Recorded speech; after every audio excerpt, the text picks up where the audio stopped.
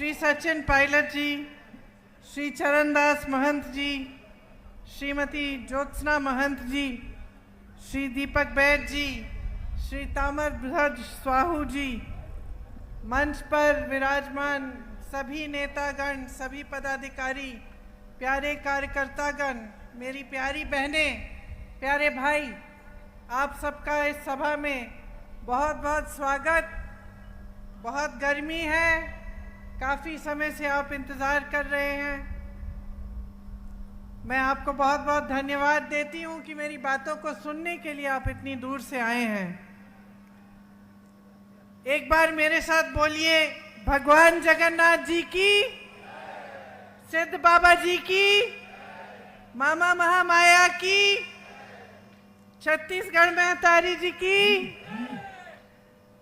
यहाँ ये जो धरती है आपकी, ऊपर से मैं हेलीकॉप्टर से आई तो मुझे अच्छी तरह से पूरा इलाका दिख रहा था। कई जगह मैंने देखा कि काफ़ी सूखी ज़मीन दिख रही थी, लेकिन जहाँ जहाँ हरियाली है, इतनी सुंदर है, इतना सुंदर है ये इलाका। पहाड़ है, नदी भी है, बहुत सुंदर इलाका है। और मैं जानती हूँ, मेरी दादी इंदिरा जी हमेशा कहती थी कि जो आदिवासी भाई बहन हैं हमारे, उन्होंने हमेशा प्रकृति का आदर किया है। और ये जो ज़मीन है, ये जो जंगल हैं, ये जो नदियाँ हैं, जानवर हैं, इनसे आपका एक अलग जुड़ाव होता है। इनका आप बहुत आदर करते हैं अपनी संस्कृति में। और आपकी जो संस्कृति है आपको सिखाती है कि सब आपस में जब फूले फलेंगे तभी इंसान आगे बढ़ेगा, फूलेगा फलेगा। तो आप हमेशा, चाहे प्रकृति की कुछ भी चीज़ हो, चाहे पेड़ हो, चाहे जैसे मैंने कहा जंगल, जानवर हो, आप हमेशा उनका देखभाल करते हुए, सबको अच्छा रखते हुए ही अपने समाज को आगे बढ़ाते हैं। तो ये बात मुझे बचपन में ही इंदिरा जी ने सिखाई थी। जब वो आदिवासी क्षेत्र में जाती थी और उनके आदिवासी भाई बहन उनको कुछ देते थे, हमेशा अच्छी तरह से अपने घर में सजा के रखती थी। आज भी अगर उनके घर जाएं तो आपको उनके कमरे में वो चीज़ें दिखेंगी जो ख़ास तौर से यहाँ के जो छत्तीसगढ़ के आदिवासी भाई बहन हैं, उनकी कला और जो उनकी जो हस्तकला थी, वो चीज़ें आज भी उनके यहाँ, अगर जहाँ म्यूज़ियम बना है वहाँ पे आप जाएं तो आपको दिखेंगी।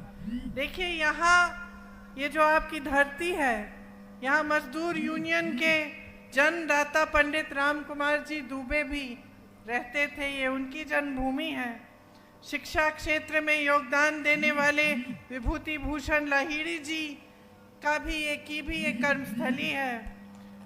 और भारत की अखंडता में प्रमुख भूमिका निभाने वाले श्री रतनलाल मालवीय जी, पंडित ज्वाला प्रसाद उपाध्याय जी और बाबूलाल गुप्ता जी भी थे।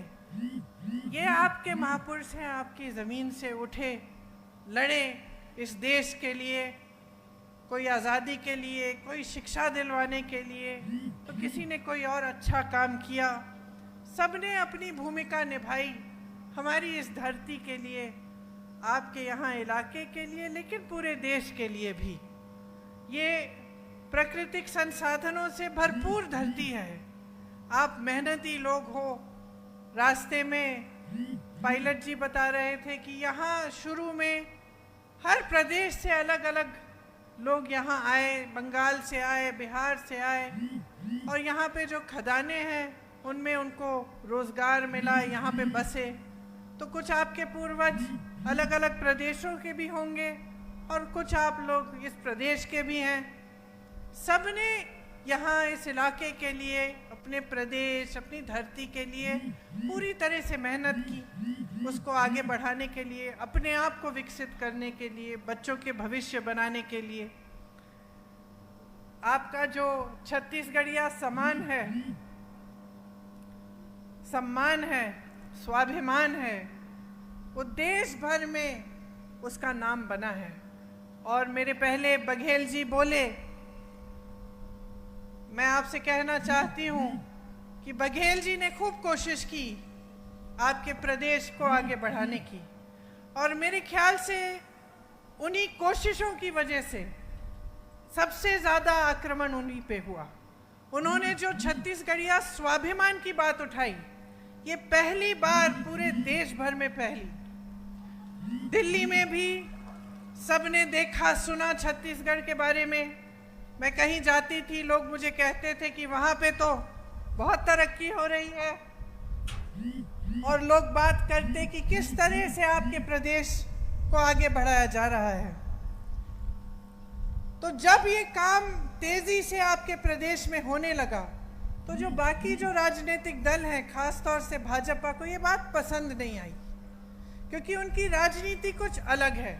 मेरी बहनें आप बैठी हैं, मैं चाहती हूँ आप बहुत गहराई से समझिए कि आज देश में किस तरह की राजनीति चल रही है, देश में कैसे नेताओं पर आक्रमण हो रहा है, कैसे नेताओं को आगे बढ़ाया जा रहा है। ये आपको समझना बहुत ज़रूरी है।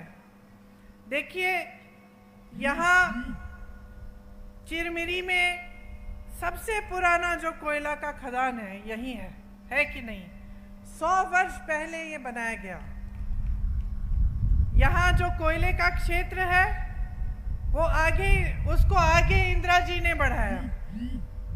उन्होंने जो खदान है उनका राष्ट्रीयकरण कराया, ताकि आप सबको रोजगार मिले, यहाँ पे खुशहाली आए, और इसी के जरिए लाखों मजदूरों को रोजगार मिला। आज जो देश में राजनीति है वो एक तरह से गरीबों के विरोधी, मजदूरों के विरोधी, श्रमिकों के विरोधी, किसानों के विरोधी राजनीति चल रही है।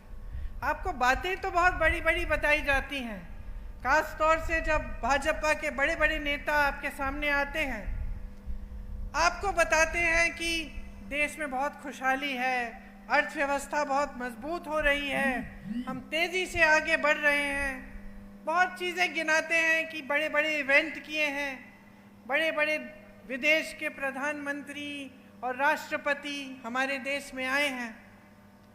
लेकिन जब मैं आपसे कहती हूँ कि आपको गहराई से बातें समझनी है, तो मेरा मतलब ये है कि ये जो नेता आपके सामने आते हैं और ये सारी बातें कर रहे हैं, भाजपा के नेता, खास तौर से मोदी जी,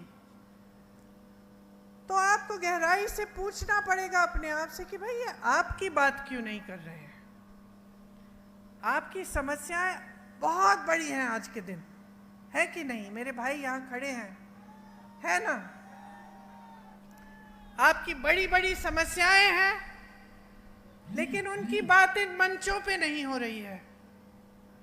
इन मंचों पे जो बात होती है वो बड़े बड़े इवेंट की बात होती है। कोई G20 बोलता है, कोई पाकिस्तान की बात करता है, कोई चीन की बात करता है। आपके जीवन में जिन संघर्षों से आप गुजर रहे हैं उनकी बात नहीं होती। आज यहाँ आप ही के इलाके में हालात क्या है? कई खदानें बंद हो गई हैं, हुए हैं कि नहीं? हुए हैं ना? और कईयों का निजीकरण हो गया है। बघेल जी ने बोला बड़े बड़े खरबपति अडानी जी को दिए गए हैं, कांग्रेस के जरिए ये बनवाए गए। यहाँ पे कोरबा कोल फील्ड्स थी, सुपर थर्मल पावर स्टेशन बनाए, लेकिन मोदी जी ने लगभग सब कुछ आस्ते आस्ते अपने बड़े बड़े खरबपति मित्रों को दे दिया है। यहाँ के खदान, देश के बंदरगाह, देश के हवाई अड्डे, सारी सड़कें, बिजली, पावर, ये सारी चीज़ें अब अपने बड़े बड़े खरबपति मित्रों को सौंप दी हैं। ये सब चीज़ें बहनों और भाइयों, ये सब संपत्ति किसकी है? ये संपत्ति मोदी जी की नहीं है, ये संपत्ति किसी नेता की नहीं है, ये देश की संपत्ति है। देश की संपत्ति आप अपने आंखों के सामने आपने देखा। जब देश की संपत्ति थी तो रोजगार मिलते थे इन खदानों में, और सुरक्षा भी मिलती थी रोजगार की। आज सरकारी नहीं रहे तो बड़े बड़े सेठ तय करेंगे कि आपका वेतन क्या है, बड़े बड़े सेठ तय करेंगे कि इसको बंद करना है, चलाना है, बड़े बड़े सेठ सारे निर्णय लेंगे। तो जो आपको एक पहले एक रोजगार की सुरक्षा मिलती थी, वो नहीं रही। आज श्रमिकों को ठेकेदारी द्वारा उनका शोषण हो रहा है। आपको ठेके पे नौकरी मिलती है, कितने पैसे मिलते हैं, नहीं मिलते हैं, इस पे कोई रोक नहीं है। मजदूरी कम मिल जाती है, मेहनत करते हैं आप, घर जाते हैं थके हुए, गर्मी में, इतनी गर्मी में, धूल में, खदानों के अंदर काम करते हैं, लेकिन वो मेहनत करने के बावजूद आपकी कमाई पूरी नहीं होती। कई लोगों की ज़मीनें खदानों के लिए ली गई, उन्हें मुआवजा नहीं दिया गया, पुनर्वास नहीं किया गया, रोजगार नहीं दिया गया, उनको ऐसे ही छोड़ दिया कि आपकी ज़मीन हम ले रहे हैं, किसी को दे रहे हैं, लेकिन आपके लिए कुछ नहीं है। आपका हक बड़े बड़े खरबपतियों को दे दिया गया है। इस ज़मीन पे, इन खदानों पे, इस जंगल पे, नदियों पे आपका हक है। वो हक आपको संविधान ने दिया।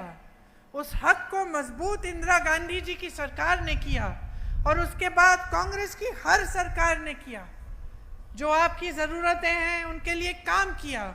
आज परिस्थिति ये है कि एक भी ट्रेन, शायद एक ही ट्रेन आ रही है यहाँ। मैं ऊपर से देख रही थी कि दूर दराज इलाका है, यहाँ लोग पहुँचते कैसे हैं? गाड़ी से पहुँचते हैं। मैं यहाँ आई, पूछा तो कहा कि एक ही ट्रेन है दीदी, हवाई अड्डा दूर है, 40 मिनट तो मुझे लगे हेलीकॉप्टर से आने में। तो आप जब गाड़ी से जाते होंगे या आप ट्रेन से जाते हैं तो कितना समय लगता होगा? किसी ने आपको सुविधा दी नहीं, पूछा नहीं। तो जब मैंने आपसे बात की कि किस तरह के नेताओं को आगे बढ़ाया जा रहा है, भाजपा में पूरी तरह से दो तरह के नेता हैं। एक जो सबसे भ्रष्ट नेता हैं, उन सबको इकट्ठा करके उन्होंने अपनी पार्टी में डाल रखा है।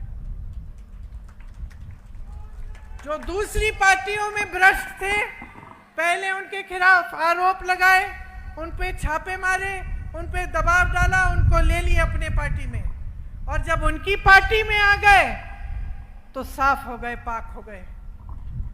तो उनके खिलाफ कोई आरोप नहीं, कोई केस नहीं, कोई कार्रवाई नहीं, सब चुपचाप से बंद किया गया। तो एक तरह का नेता है जो एकदम भ्रष्ट है, और दूसरे तरह का नेता जो सारी हवा की बातें करता है, जो आपकी बात नहीं करता।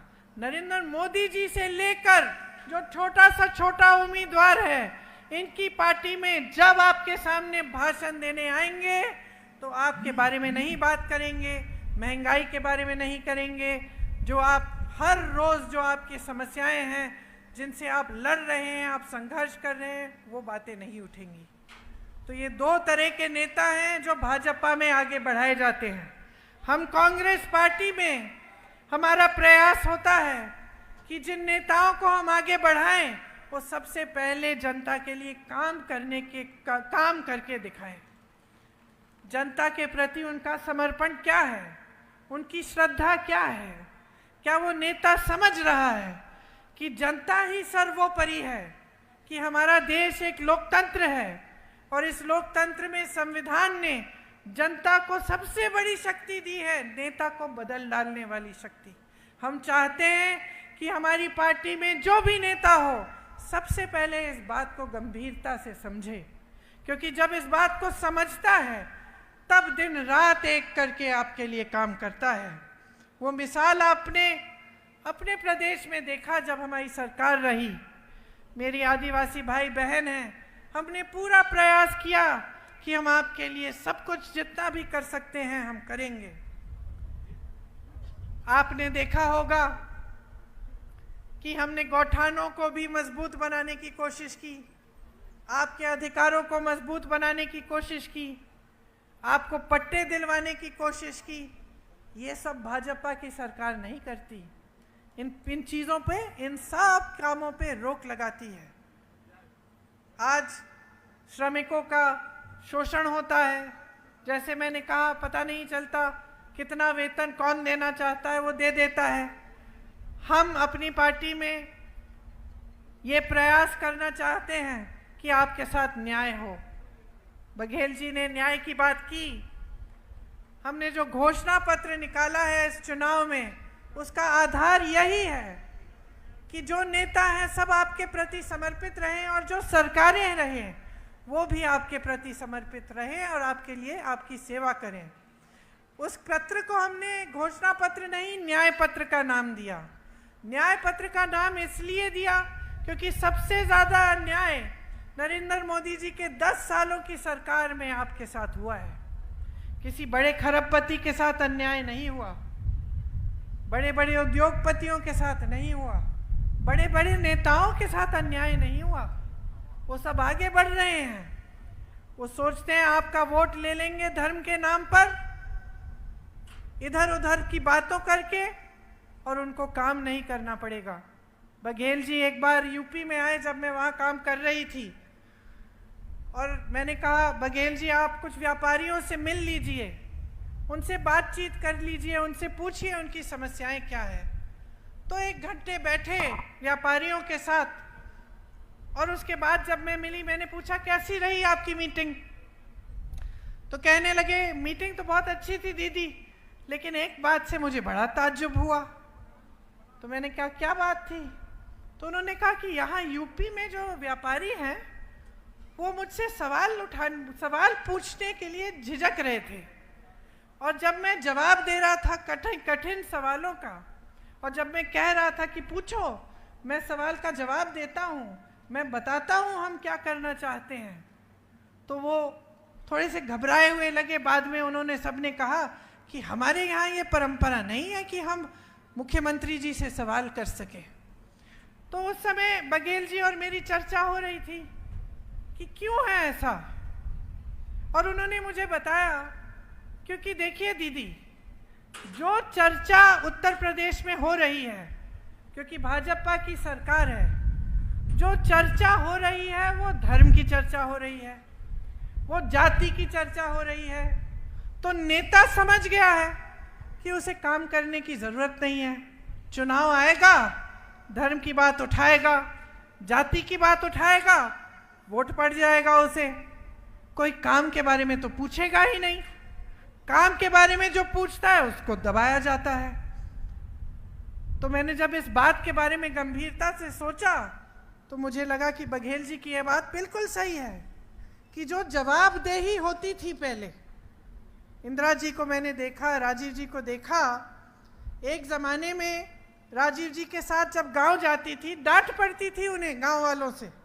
उन्हीं के जो संसदीय क्षेत्र में अमेठी में डांट देते थे कि भाई राजीव भैया आपने हमारी सड़क नहीं बनाई, आओ चाय पियो बैठो हमारे साथ, लेकिन वोट हम तभी देंगे जब सड़क बनेगी। जागरूकता बहुत थी। प्रधानमंत्री से सवाल उठा सकते थे कि हमारी सड़क क्यों नहीं बनाई।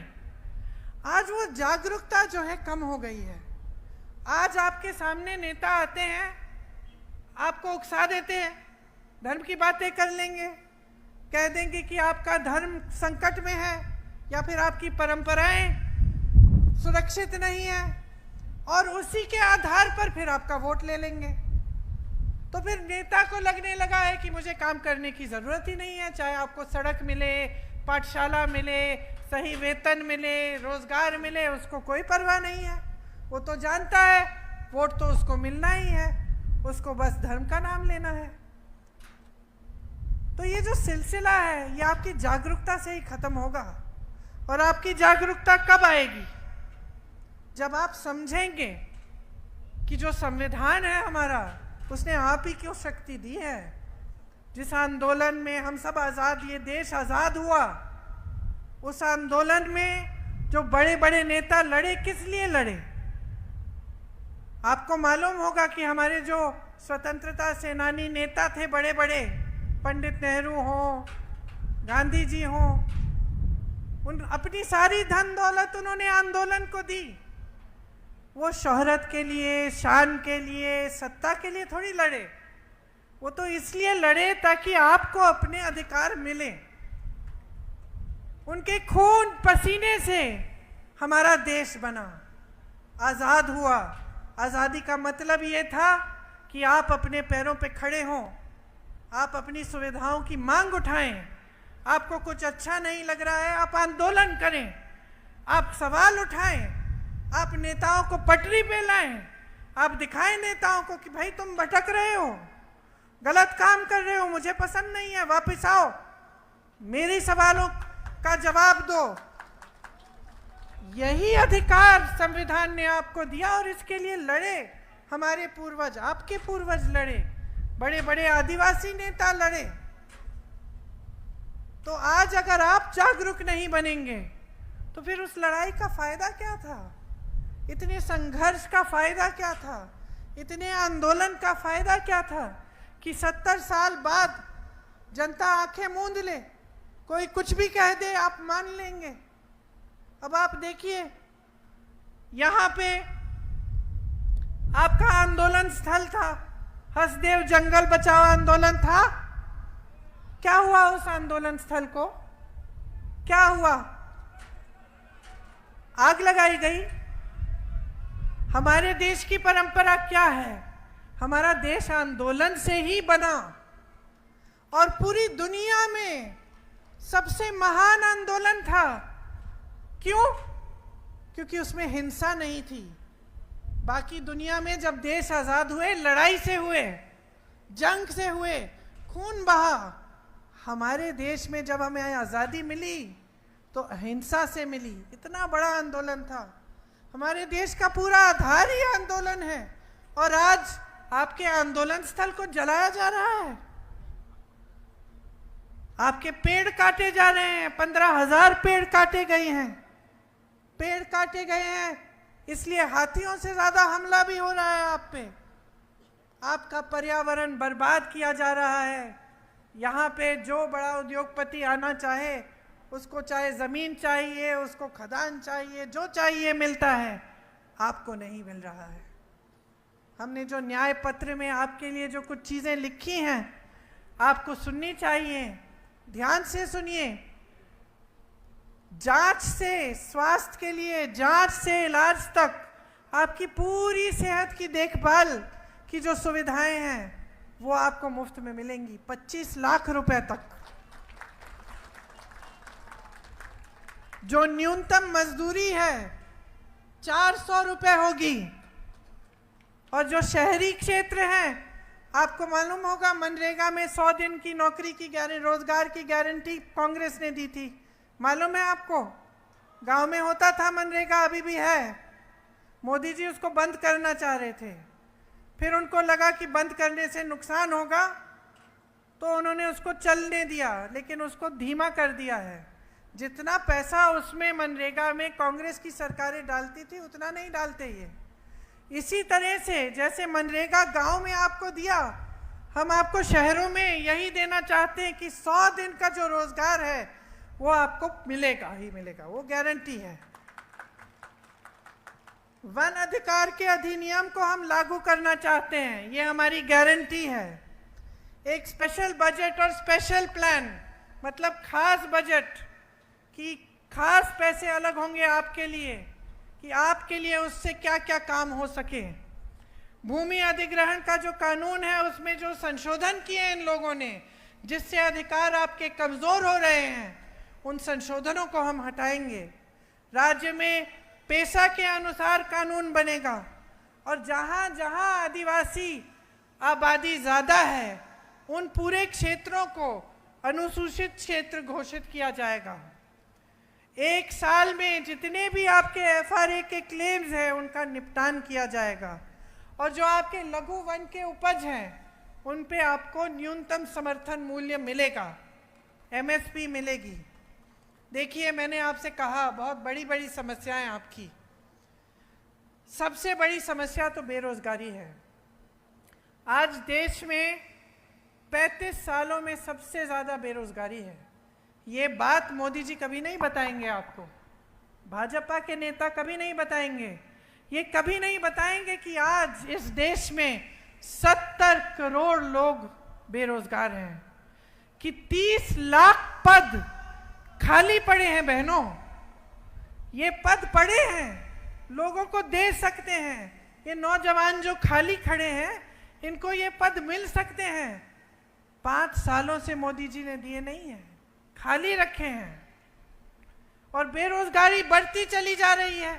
जहाँ से रोजगार मिलता था, चाहे खेती हो, चाहे बड़े बड़े कारोबार हो, चाहे खदान हो, वो सब लगभग वहाँ से कमाई इन्होंने कम कर ली है जनता के लिए। अब अगर कमा रहा है तो बड़ा खरबपति कमा रहा है, खेती है तो कोल्ड स्टोरेज खरबपति को दे दिया है, खदान है तो खदान पकड़ा दिया है उसको, दूसरी कोई इंडस्ट्री का सेक्टर है वो भी उनको पकड़ा दिया है। तो जो आम आदमी है, जो जनता है, किसान है, गरीब है, वो कमा नहीं पा रहा है। आज खेती में आप कितना भी काम कर लें, पूरी नहीं हो रही है आपकी कमाई, क्योंकि जो खेती का सामान है उस सब सामानों पे जीएसटी डाल रखा है, सारा महंगा हो गया है। जब तक आप वो सामान खरीदें, खाद मिले आपको, पेट्रोल डीजल इतना महंगा हो गया है, तो हर जगह महंगाई है। तो आप जब तक वो सब खरीदें और अपनी कमाई करें, कुछ बचता नहीं है। बच्चों की फीस भरनी पड़ती है, त्योहार होता है, कुछ लिपाई पुताई करनी है घर में, कोई बीमार पड़ता है, इलाज करना है, बहुत मुश्किल हो गया है, बहुत संकट हो गया है। महंगाई तो आप पूछिए ही मत। आप जानती हैं, दाल, सब्जी, मिट्टी का तेल सस्ता क्या रहा? कुछ नहीं रहा। जो छोटी मोटी आपकी बचत होती थी जो आप रख लेती थी कि चलो त्योहार आएगा कुछ खरीद लूंगी, वो भी नहीं छोड़ी।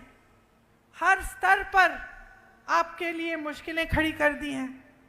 आप यहाँ बैठी है मेरी बहनें, संस्कार आप ही परिवार को देती हैं, बच्चों को आप बड़ा करती हैं। जब तक सब सो नहीं जाते घर पे तब तक आप सोती नहीं है, मैं जानती हूँ। ये सिर्फ आपकी बात नहीं है, हम दूसरे परिवारों में भी, बड़े परिवारों में भी, जिनके पास शायद कम है, जिनके पास ज़्यादा हो, सब परिवारों में कोई फर्क नहीं है। महिलाओं में महिला सबसे ज़्यादा काम करती है। महिला बाहर काम करती है तो घर पे जाके देखेगी कि बच्चों ने खाना खाया कि नहीं। अब मैं यहाँ हूँ, भाषण दे रही हूँ, घर जाऊँगी, पहले बच्चों को पूछूँगी कि क्या खाया, पढ़ाई की, बच्चा बेटा काम कर रहा है, काम कैसा था तुम्हारा। जब तक सब सो जाएंगे तब तक नहीं सोएंगे। हर महिला का यही जीवन होता है, संघर्ष का जीवन होता है।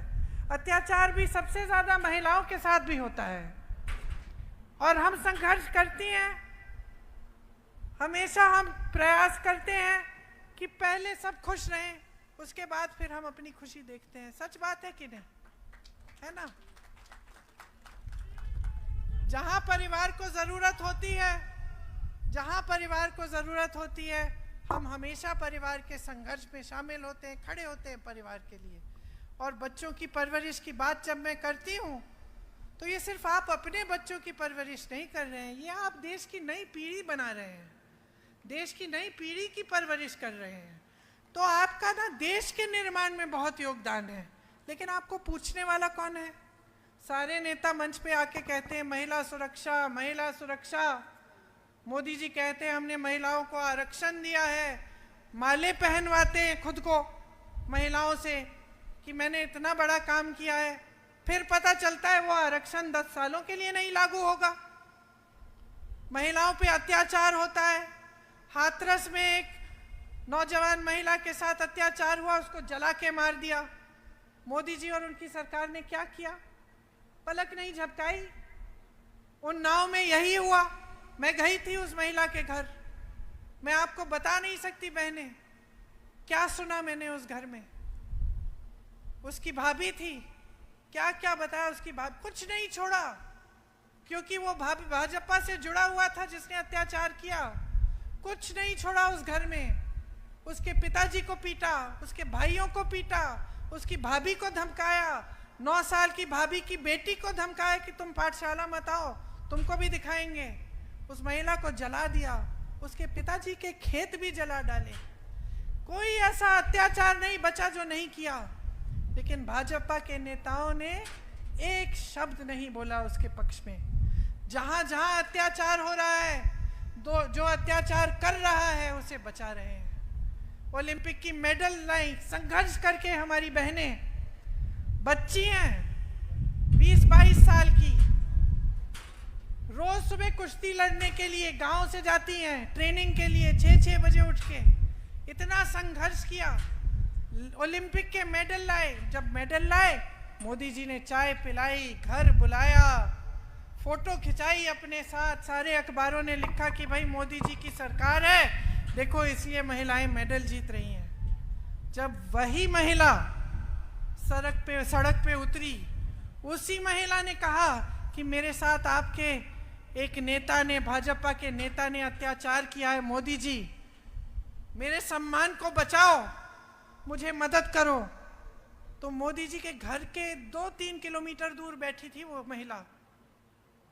मैं उससे मिलने गई, मैंने कहा क्या बेटा क्या हुआ? कहती है मुझे सिर्फ न्याय चाहिए दीदी, मैं इतना लड़ी हूं देश के लिए, मैंने देश का गौरव, देश का सम्मान बढ़ाया है और आज मेरी सुनवाई नहीं है। मैंने सोचा था, उसने मुझे ये बात बोली कि मैंने सोचा था कि मैं गोल्ड मेडल लाई, कि मैं अगर सड़क पे आऊंगी अपनी बहनों की मदद के लिए तो मोदी जी मेरी बात सुनेंगे, क्योंकि जब मैं मेडल लाई थी तो मुझे घर बुलाया था। उसने मुझे बोला, वो इतनी मायूस थी, दुखी थी कि उस समय जब वो संकट में है, देश के लिए उसने इतना किया, लेकिन देश उसकी बात नहीं सुन रहा है, सरकार उसकी बात नहीं सुन रहा है, प्रधानमंत्री के पास 5 मिनट का समय नहीं है कि वो उसके पास आए या उसको घर बुलाए और बात सुन ले। उसके बजाय पूरी सरकार उस शख्स को बचाने में लगी थी जिसने वो अत्याचार किया। क्यों? क्योंकि राजनीतिक तौर पर उनकी मदद हो रही थी उससे। तो आप सोचिए, ये परिस्थितियां हैं बहनें, आप सब कुछ संभाल रही हो, लेकिन आपके लिए न सुनवाई है सरकार में और न कोई स्कीम है। जब आपको कुछ देने की बात करते हैं तो क्या बात करते हैं? लो 5 किलो राशन, है कि नहीं? कहीं पे कल मैं असम में थी, वहां कह रहे हैं कि लो 1200 रुपए दे देंगे तुमको। उनसे पूछिए ना, 1200 रुपए से आज क्या खरीद पाएंगे? एक सिलेंडर नहीं मिलेगा। 5 किलो राशन ठीक है, अच्छा है, ले लो, लेकिन इससे क्या आपका नौजवान बच्चा अपना भविष्य बना पाएगा? मेरे भाई खड़े हो, अगर मैं तुम्हें बोलूं ये लो रोजगार और ये लो 5 किलो बोरा राशन, कौन सा लोगे? कौन सा लोगे? क्यों?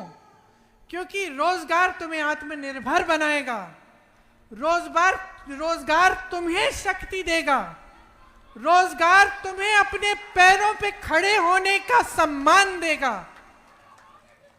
और 5 किलो राशन क्या देगा? बताओ क्या देगा? जब वो 5 किलो राशन खत्म होगा, फिर से तुमको किसके पास जाना पड़ेगा? फिर से मांगना पड़ेगा सरकार से, फिर से सरकार तुम्हें निर्भर बनाएगी। उस 5 किलो राशन पर निर्भर बनाने का प्लान है इनका। और इसी के बल पर, एक धर्म के नाम पर, दूसरा 5 किलो राशन के बल पर ये बार बार आपसे वोट मांग रहे हैं।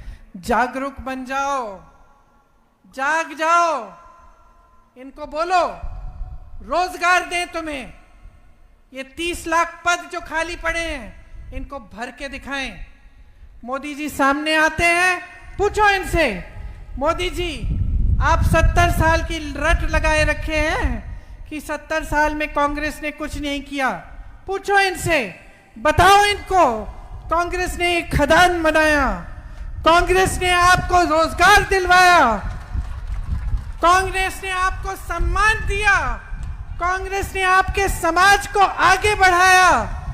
इन्होंने अपने खरबपति मित्र को दे दिया, इन्होंने आपसे रोजगार छीना, आपसे जमीन छीनी, आपसे जो आप खा रहे हैं, आपके पेट में जो खाना जा रहा है वो छीना है। जागरूक बन जाओ, क्योंकि जब जागरूक नहीं होगे तो सिर्फ आपका भविष्य नहीं, पूरे देश का भविष्य संकट में आएगा। आज आप अपने बच्चों के बारे में सोचो, आगे क्या करेंगे?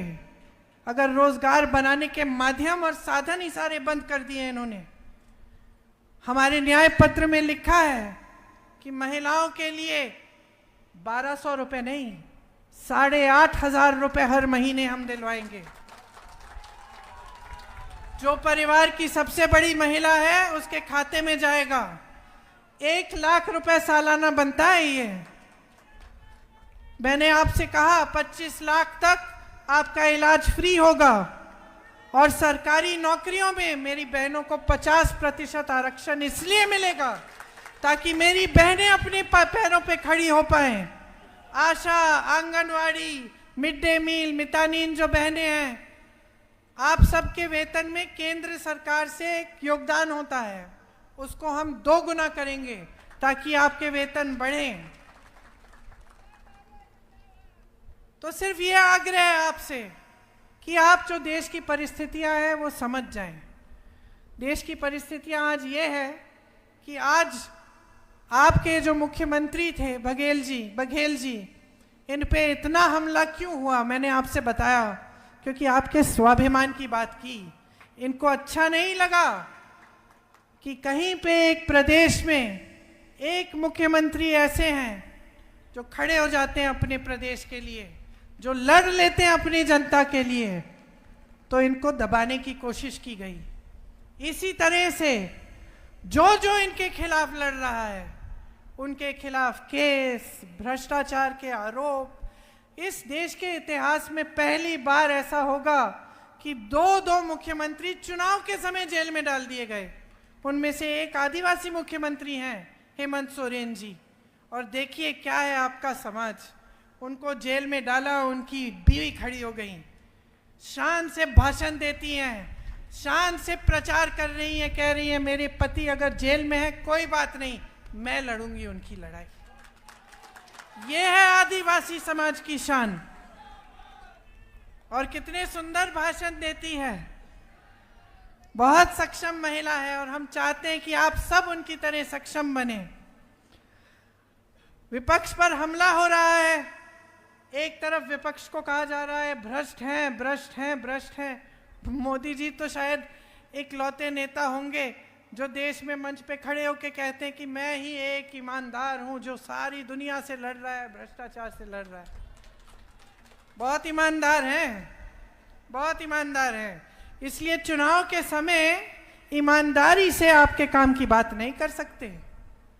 ईमानदारी से आपको ये नहीं बता सकते कितनी नौकरियां दी, कितने रोजगार दिए, कितनी पाठशालाएं खोली, कितनी यूनिवर्सिटी बनाई, कितने अस्पताल बनाए। ईमानदारी से नहीं कह सकते। ईमानदारी से ये नहीं कह सकते कि जो अधिकारी हैं, जो सेना में भर्ती हैं, उनके भविष्य के साथ क्या किया, पेंशन खत्म कर दिया, और जो सेना में भर्ती हैं उनको 4-5 साल की अग्निवीर का प्रोग्राम दे दिया ताकि 4 साल बाद घर आए और फिर से बेरोजगार हो जाएं। ईमानदारी से ये बात नहीं कह सकते आपके सामने, सच्चाई आपसे कभी नहीं कह सकते।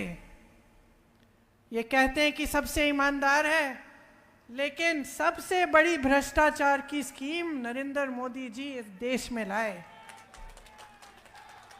सुन लीजिए क्या थी वो स्कीम, कि जो भी चंदा देगा राजनीतिक दल को, जो भी चंदा देगा उसका नाम गुप्त रहेगा। इसका मतलब है जनता को नहीं पता चलना चाहिए कि अडानी ने कितने 1000 करोड़ दिए हैं या किसी और ने कितने 1000 करोड़ दिए हैं। जब सुप्रीम कोर्ट में केस लगा और न्यायाधीशों ने ये कहा कि ये पारदर्शी होना चाहिए, तब अचानक मोदी जी, अमित शाह जी सब इंटरव्यू देने लग गए कि भाई हमने बड़ी पारदर्शी स्कीम बनाई, देख लो पहली बार पूरे देश में लिस्ट निकल आई है। अरे आपने थोड़ी निकाली लिस्ट, ये तो कोर्ट के ऑर्डर पे आपसे निकलवाई गई है लिस्ट, आपने तो इसको गुप्त रखा था। और सुनिए क्या गुप्त रखा था, गुप्त ये रखा था कि हजारों करोड़ रुपए इन्होंने अपने बड़े बड़े खरबपति दोस्तों से लिए तो हैं, लेकिन ऐसे ऐसी कंपनियों से लिया है जिन पे पहले इन्होंने छापा मारा, चंदा लिया, छापे बंद, केस डाले, चंदा लिया, केस बंद। या फिर ठंडे बस्ते में वो गुजरात में पुल गिरा, सैकड़ों लोग उसमें गिर के बह गए पानी में, याद है आपको?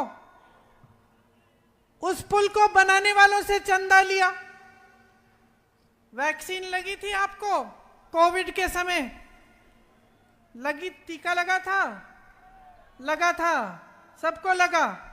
वो याद है आपको? यूं टीके की सर्टिफिकेट मिलती थी, किसका चेहरा था उस पे? और जोर से बोलो।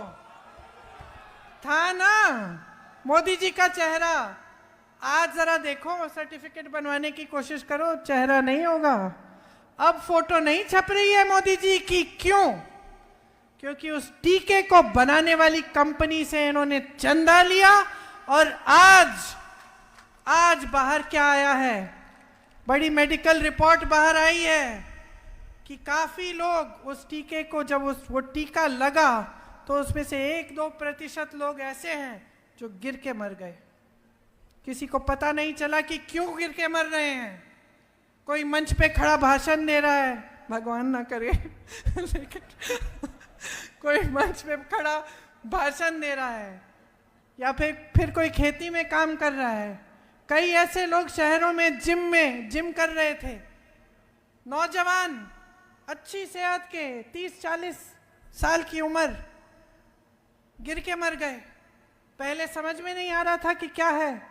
आज उस कंपनी ने कह दिया कि हाँ ऐसा है कि कुछ 1-2% लोगों को ऐसा हो सकता है। तो आप सोचिए, इन सब से चंदा लिया, बाकायदा चंदा गुप्त लेने की स्कीम बना दी, और अपने आप को ईमानदार कहते हैं। भ्रष्ट नेताओं को अपनी पार्टी में लेते हैं, धो देते हैं, जैसे रिन वाले साबुन से धुलाई होती है ना, चमका देते हैं उनको। काले धंधे सारे साफ हो जाते हैं, सफेद हो जाते हैं। कोई गंगा मैया तो है नहीं बीजेपी कि उसमें डुबकी मारो और आप के पाप धुल जाएंगे, है ना? वॉशिंग पाउडर लगाते हैं, सब साफ हो जाते हैं। बघेल जी कह रहे हैं मोदी वॉशिंग पाउडर है। तो ये सच्चाइयां नहीं कहेंगे आपके सामने, तो आपको कैसे समझ में बात आएगी? मैं मोदी जी का भाषण देख रही थी, और मैं देख रही थी कि जो मैं उनके बारे में कहती हूँ वही हमारे बारे में वो कह रहे हैं, है कि नहीं? आप चलाइए, वो कहेंगे हम भ्रष्ट हैं, हम कह रहे हैं वो भ्रष्ट है। वो कहेंगे कि इन्होंने कुछ नहीं किया, हम विकास कर रहे हैं, हम कह रहे हैं भाई हमने विकास किया है, वो कुछ नहीं कर रहे हैं। वो हमें कुछ कहते हैं, हम कुछ कहते हैं। अब आप जनता हो, कैसे समझोगे कि ये मोदी जी सच कह रहे हैं या कांग्रेस के नेता सच कह रहे हैं? बताओ। हाँ, देखो बहनें, घर में शादी होने वाली होती है ना, लड़का देखने जाती हो, क्या देखती हो सबसे पहले? मैं बताऊं, अगर मेरी लड़की की शादी हो रही होती तो मैं सबसे पहले क्या देखती कि लड़के की नीयत क्या है ना? ठीक है, काम करता है, मेहनती है, ये सब ठीक है, लेकिन नीयत क्या है? नीयत सही नहीं है तो शादी नहीं होगी। सही बात? तो नेताओं में नीयत क्यों नहीं ढूंढते? समझदार हो इतने, जो नेता बार बार आपके सामने आके कुछ इधर उधर की बातें करके चले जाता है, चुनाव के बाद मुंह नहीं दिखाता, चुनाव के बाद ना आपकी टूटी से पानी आ रहा है, ना आपकी सड़क बन रही है, ना आपका बच्चा पाठशाला जा पा रहा है, ना नौजवानों को रोजगार मिल रहा है, तो उसकी नीयत पे सवाल क्यों नहीं उठाते? नीयत पे सवाल उठाओ, और अपना जो जीवन है ना उसके अनुभव पर उतरो। किसी की बातों में मत पड़ो। मैं यहाँ से चली जाऊंगी, आपको लगेगा ठीक है अच्छी बात बोली इसने, कहीं और कोई और आ जाएगा, फिर आपको उसकी बात अच्छी लग जाएगी। तो अब बीच में आप अटके हुए हो, तो क्या करना है? अपने जीवन के अनुभव को देखो। पिछले 10 सालों में आपके जीवन में तरक्की आई है कि नहीं आई है? आपके बच्चों को रोजगार मिला है कि नहीं मिला है? जो गांव में पाठशाला है वो पहले से अच्छा हुआ कि नहीं? मैं जानती हूँ आपके यहाँ बघेल जी ने बताया मुझे, कौन सा पाठशाला? आत्मानंद पाठशाले में आपको मुफ्त मिल रही थी शिक्षा, भाजपा की सरकार आई, अब फीस भरनी पड़ रही है। तो ये किसका अनुभव है? आपका अनुभव है। आपको के रोजगार छूट रहे हैं क्योंकि भाजपा की सरकार बड़े बड़े खदान बड़े उद्योगपतियों को दे रही है। किसका अनुभव है? आपका अनुभव है। कोई बीमार पड़ता है, स्वास्थ्य की सुविधाएं नहीं है, पैसा नहीं है इलाज के लिए, किसका अनुभव है? आपका अनुभव है। राजस्थान में कांग्रेस की सरकार थी, 25 लाख तक इलाज फ्री मिल रहा था, ये जनता का अनुभव है। तो आपका जो अनुभव है ना, सबसे जरूरी सबसे महत्वपूर्ण चीज यही है। संविधान जो है इस देश का, इसने यही आपको शक्ति दी है कि जब आपका अनुभव सही होता है, आप जागरूक रहते हैं, तो आप वोट डालते हैं अपने नेता को चुनने के लिए। आज यही नेता मोदी जी क्या कह रहे हैं? संविधान को बदल डालेंगे। खुद तो नहीं कह रहे, खुद इसको नकारते हैं, लेकिन जो इनके नेता जाके चुनाव लड़ रहे हैं उत्तर प्रदेश में, जो चुनाव में उम्मीदवार बने हैं, जो इनके मंत्री हैं, ये कह रहे हैं 400 हमें सीट दे दो इस बार, देख लेना हम इस बार संविधान को बदलेंगे। अब जब ये बात कुछ समुदायों में फैली, जैसे आपका जो समुदाय है, आदिवासी समुदाय है, इसको बहुत शक्ति, आपको बहुत शक्ति दी है संविधान में। अब जब ये बात फैलने लगी तो इनको लगा मोदी जी को अब हम संकट में आ जाएंगे, क्योंकि जनता को ये बात पसंद नहीं आ रही है। जनता को ये अच्छी नहीं लग रही है बात कि हम कह रहे हैं हम संविधान बदल के जनता के अधिकारों को कमजोर करेंगे। तो अब मोदी जी मंच पे खड़े होके कहते कि ऐसी कोई बात नहीं है, लेकिन बात शुरू तो इन्होंने करवाई है। छोटी छोटी जगहों में इनके छोटे छोटे नेता ये बात कर रहे हैं। तो देखिए, ये इनका सिलसिला होता है। बहुत बार इन्होंने ऐसा किया है। पहले ये नकारते हैं कि हम ऐसा नहीं करेंगे, जैसे ही सत्ता में आते हैं वही चीज करते हैं जिसको नकार रहे थे।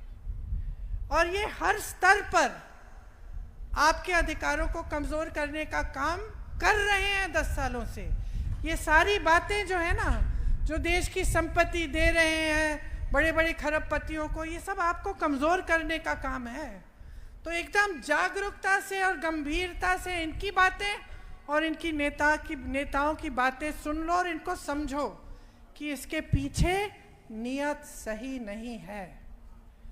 और नियत सही नहीं है तो किसी को कभी सत्ता नहीं देनी चाहिए। सत्ता हमेशा उसी को देनी चाहिए जिसकी नियत सही हो। ये कोई नई बात नहीं है जो मैं समझा रही हूं आपको। ये बहुत पुराना विवेक है हमारे देश का। जब राजाओं महाराजाओं का समय था तब की बात है।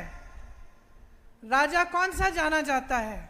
आज भी अगर हम याद करते हैं किसी राजा को कि ठीक है ये अच्छा था, तो इसीलिए ही तो जानते हैं कि उसने प्रजा के लिए काम किया। उसने सबसे पहले आपकी ज़रूरतों को रखा, तभी वो अच्छा माना जाता था। अब लोकतंत्र है, लोकतंत्र में वही सरकार अच्छी जो समझे कि जनता सर्वोपरि है, और वैसी सरकार हम आपको देना चाहते हैं। इंदिरा गांधी जी ने दी, उनके बाद तमाम नेताओं ने दी। मुझे याद है मेरे पिताजी काम करते थे 4:30 बजे तक सुबह, और कभी कभी मैं देखती थी कि घर आए हैं, नहा के कुछ खा के फिर से निकल गए 6 बजे। क्यों? अपना जीवन क्यों दिया इस देश के लिए? इन सब नेताओं ने, सिर्फ मेरे परिवार ने नहीं। जिस नेता की नीयत अच्छी थी, क्यों? इस देश को मजबूत बनाने के लिए।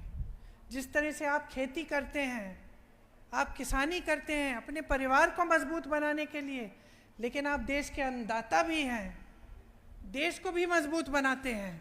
उस तरह से मेरी बहनें, जैसे मैंने कहा, परवरिश करती हो बच्चों की, तो नई पीढ़ी की परवरिश कर रही हो, देश के भविष्य के निर्माता हो। जो मजदूरी करता है देश के लिए भी इमारत बना रहा है। सबका देश में योगदान है, सबका देश है, सबकी धरती है, सबका पसीना है इसमें, सबका खून है इसमें। इसीलिए चुनाव के समय एकदम गंभीरता से अपने वोट को समझो। जो आपके लिए काम करेगा, जिसने काम करके दिखाया है, जो आपके जीवन के अनुभव में दिख रहा है काम, टीवी पे नहीं, जो तरक्की आपके जीवन में दिख रही है, उसके आधार पर अपना वोट डालो। यहाँ हमने कोरबा के लिए भी कुछ चीज़ें सोची हैं। हमने सोचा है कि सर्वे कराकर नए कोयला जो है उसके लिए एक आधारित उद्योग खुलवाएंगे। आपने जो कास्ट माइनिंग से जो आपकी ज़मीनें बर्बाद हुई हैं उनको समतल कराया जाएगा ताकि वहाँ आपकी आबादी बस पाए। यहाँ चिरमिरी में ट्रेन सेवा हम शुरू करना चाहते हैं ठीक ढंग की, कि अगली बार मैं यहाँ आऊँ तो आपके पास में किसी दूसरे माध्यम से भी पहुँच पाऊँ, और ये जो सब दूर दराज इलाके हैं आपके सारे जुड़ जाएं। किसी को मिलने जाना हो, रिश्तेदारों को कहीं और रह रहे हैं, आप जा पाएँ सुविधा से। बाजार मूल्य से 4 गुना अधिक मुआवजा हम आपको देना चाहते हैं जब आपकी ज़मीनें ली जाती हैं। कांग्रेस की जो गारंटीज़ हैं जो हम इस चुनाव में आपको देना चाहते हैं उनको आप ठीक ढंग से समझिए। जो 30 लाख पद मोदी जी ने खाली रखे हैं उनको हम भरना चाहते हैं, नौजवानों को रोज़गार देना चाहते हैं। जो स्नातक पास होता है उसको 1 लाख की हम अप्रेंटिसशिप दिलवाना चाहते हैं। मतलब आपने पढ़ाई की, माँ बाप ने मेहनत से पढ़ाया, रोज़गार नहीं मिल रहा है। हम चाहते हैं कि हर नौजवान को एक ऐसी अप्रेंटिसशिप मिले जैसे जो अमीर लोगों के बच्चों को मिलती है, कि जब पक्के रोज़गार से पहले एक नौकरी मिल जाती है, उसमें थोड़ा सीख भी लेता है और कमा भी लेता है, तो उसको अप्रेंटिसशिप कहते हैं। हम चाहते हैं कि आपके लिए भी ये सुविधा हो और ऐसे ही नौजवान 1 लाख रुपए सालाना कमा पाएँ। MSP जो है, जो किसानों को मिलनी चाहिए, मैंने पहले आपसे कहा कि जो आपके जो मूल खेती है उसके लिए भी हम ये सुविधा कराएंगे, लेकिन हम कानून बनाएंगे कि आपको न्यूनतम समर्थन मूल्य मिलना ही है। ये आपका अधिकार बन जाएगा किसानों का। खेती के सारे सामानों पे जिस पे आप GST दे रहे हो, इन सब सामानों को हम GST से मुक्त करेंगे। आपके फसल का नुकसान होता है, 30 दिनों में भुगतान आपको हम देना चाहते हैं। और माफ़ करिए, शायद मैंने पहले कहा, लेकिन 4 गुना भुगतान है वो हम कोशिश करते हैं कि आपको वो मिले। भूमिहीनों को ज़मीन दी जाएगी और न्यूनतम मजदूरी यहाँ पे 400, पूरे देश में 400 रुपये की होगी। इसका मतलब है कि कोई ठेकेदारी पे भी आपको अगर नौकरी दे तो कम से कम उसे 400 रुपये की दिहाड़ी आपको देनी ही पड़ेगी। तो ये सब हमारी आपके लिए गारंटी हैं। अब आपने खुद अपने अनुभव से देखा कि जब हमारी कांग्रेस की सरकार थी तो जितनी हमने गारंटी आपको दी थी, चाहे किसानों के कर्ज माफ़ करने की, चाहे हमने आपको 35 किलो राशन दिया, ये सब हमने आपको करके दिखाया। तो अब जो चुनाव आ रहा है उसमें अगर आप कांग्रेस पार्टी को जिताएंगे, अपने ही विवेक से, अपनी ही समझदारी से आप हमारी उम्मीदवार के पक्ष में वोट डालेंगे, तो आप अपनी ही तरक्की कराएंगे और अपना ही भविष्य उज्जवल करेंगे। तो मैं आपसे आग्रह करती हूँ कि ये सारी गारंटी अगर आप अपने जीवन में उतरते हुए देखना चाहते हैं, अगर आप अपने जीवन के अनुभव को बेहतर बनाना चाहते हैं, अपने बच्चों के भविष्य को उज्जवल बनाना चाहते हैं, तो आप कांग्रेस को वोट दीजिए।